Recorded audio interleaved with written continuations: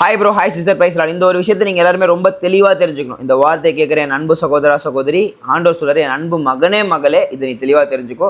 வேதத்தில் ஆல்ரெடி ஒருத்தர் தெளிவாக தெரிஞ்சுக்கிட்டாரு, லைனில் சரியாக இருந்தார், நீங்களும் லைனில் சரியாக இருங்கன்னு சொல்கிறார். நான் வார்த்தைக்குள்ளே போயிடுறேன். யோபு சரித்திர புத்தகம் 22ஆம் அதிகாரம் 28ஆம் வசனத்தில் யோபு ஆண்டு, நீர் ஒரு காரியத்தை நிர்ணயம் பண்ணினால் அது உமக்கு நிலைவரப்படும், உம்முடைய பாதைகளில் வெளிச்சம் பிரகாசிக்கும். ஆமென்.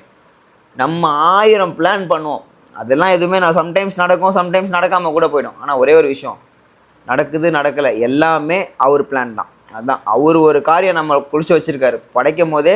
லைக் இப்போ மதி இதுதான் பண்ணோம், பைபிளை வச்சு ப்ரீச் பண்ணோம், ஆண்டவருக்காக நிற்கணும், இந்தந்த காரியங்களை பண்ணணும், இந்தந்த வேலையை ட்ரெயினும், ஃபிட்னஸ் ட்ரெயினராக இருக்கணும், இவ்வளோ நாள் இப்படி இருக்கணும், அவ்வளோ நாள். இதுக்கப்புறம் என்ன இருக்குதுன்னு எனக்கு தெரியாது. நம்ம ஆனால் பிளான் பண்ணலாம், ஃப்யூச்சரில் எப்படி இருக்கலாம் அப்படி இருக்கலாம்னு சொல்லிட்டு. ஆனால் அவர் ஒரு காரியத்தை நிர்ணயம் பண்ணியிருப்பார், அதுதான் நிலை வரப்படும். அதுதான் உண்மை. அதனால் நம்ம என்ன பண்ணுவோம்னா, அவருடைய பாதையில் தான் வெளிச்சமே.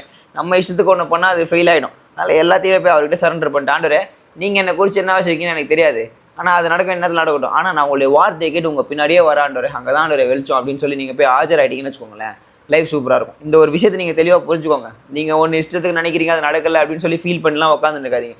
என் ஆண்டவர் என்னை குறித்து வச்சிருக்க திட்டம் நடக்கும், ஏற்ற நேரத்தில் நடக்கும், நான் அவர் பின்னாடியே போகிறேன் அப்படின்னு சொல்லி ஒரு முடிவு பண்ணிட்டு அவர் கூட போக ஆரம்பிங்க. பெரிய பெரிய காரியங்களும் உங்களை கொண்டு செய்ய போகிறார். புரியுதா? பொருளாதார திறமைகளுங்க ரொம்ப தெளிவாக புரியுது. இதனால் இல்லை மீண்டும் கத்திற்கு சுத்திரம். ஆமென். அல்லேலூயா.